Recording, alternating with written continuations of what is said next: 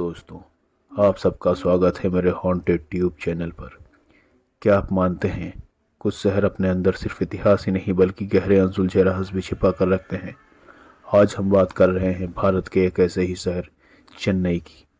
यहाँ अलवरपेट के बीचों बीच एक कॉलोनी है जहाँ सूरज डूबने के बाद सन्नाटा छा जाता है। एक ऐसी जगह जिसका नाम लेते ही लोगों के रोंगटे खड़े हो जाते हैं, डी मोंटे कॉलोनी।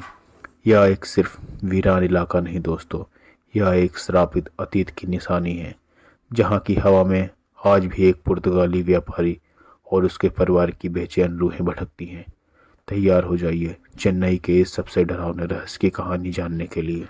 कॉलोनी का नाम जॉन डी मोंटी के नाम पर पड़ा। डी मोंटी 19वीं सदी में चेन्नई में रहने वाले एक अमीर और प्रभावशाली पुर्तगाली व्यापारी थे।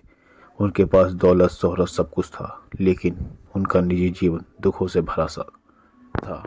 कहानी कहती है कि डी मोंटे की पत्नी की मानसिक हालत ठीक नहीं रहती थी। वह अक्सर बीमार रहती थी और अजीब व्यवहार करती थी।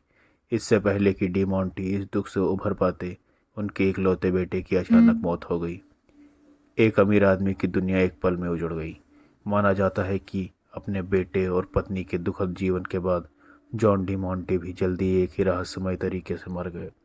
कुछ कहानियां कहती हैं कि उन्होंने खुद को मार लिया, तो कुछ मानते हैं कि उनकी मौत सदमे से हुई। लेकिन कॉलोनी के लोगों का मानना है इस परिवार की आत्माओं को कभी शांति नहीं मिली। डी मोंटी की मौत के बाद उनके घर और पूरी कॉलोनी वीरान पड़ गई। जो भी यहाँ रहने आया उसने अजीबोगरीब अनुभव किए और जल्द ही जगह छोड़कर भाग गया। तभी से यह जगह श्रापित मानी जाती है। डी मोंटे कॉलोनी को इतना डरावना क्या बनाता है? यह एक स्थानीय लोग और रात में हिम्मत करके जाने वाले कुछ लोग जो अनुभव बताते हैं वे आपकी रूह कबा देंगे।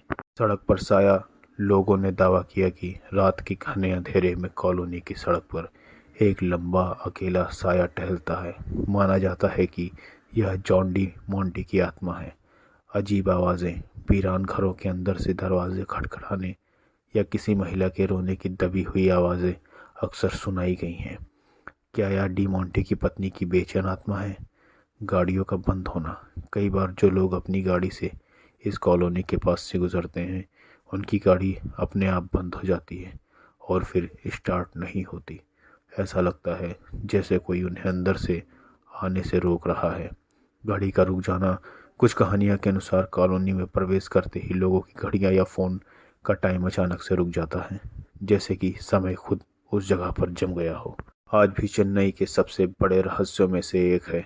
भले ही इन कहानियों का सिर्फ अफवाह माना जाए, लेकिन कॉलोनी की वीरान और डरावनी बनावट और वहाँ रहने वाले एक दुखी परिवार का इतिहास इस जगह को भारत के सबसे मशहूर हॉन्टेड प्लेसेस में शामिल करता है।